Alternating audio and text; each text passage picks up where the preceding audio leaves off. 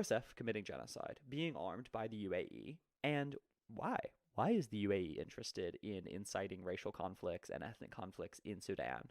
Well, it's not a very new game, right? It's the same game they've played for a very long time, which is they want to have a destabilized Africa because they want to extract resources from Africa. Ooh, who did we learn this from? The whole entire West.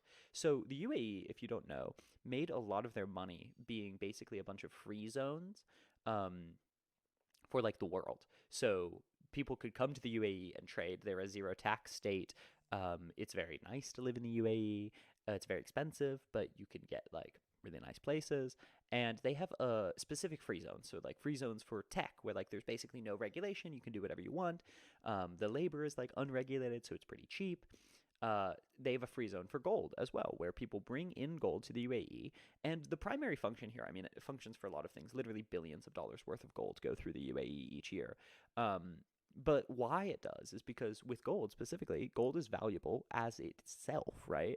And so as long as you don't mark where the gold is coming from, you have money that isn't traceable. And so what happens is people bring dirty gold from, I don't know, let's say Sudan into the UAE, and gold that was maybe mined by people working with the RSF on stolen territory. I don't know, crazy example. And then the UAE brings that in, and then they melt down that gold, make it into new bars, and they just say, I don't know where this came from. This came from the UAE. It was melted and brought by the UAE. Crazy. Now it's clean gold because it all goes through a mixer. And so they're money laundering. So the UAE is literally a money laundering operation for African gold.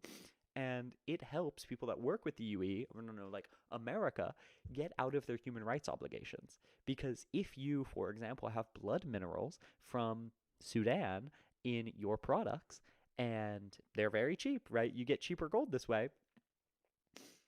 You don't want people to know that.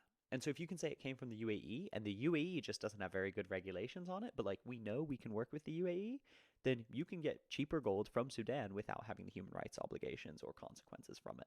It's a way to obfuscate, and it makes the UAE a shit ton of money every single year. So yeah, Sudan, they're escalating racial tensions so that the RSF, who is generally willing to work with the UAE as opposed to the Sudanese government that might want to limit that, is gaining more control and is committing genocide against the non-Arab population. This also goes into a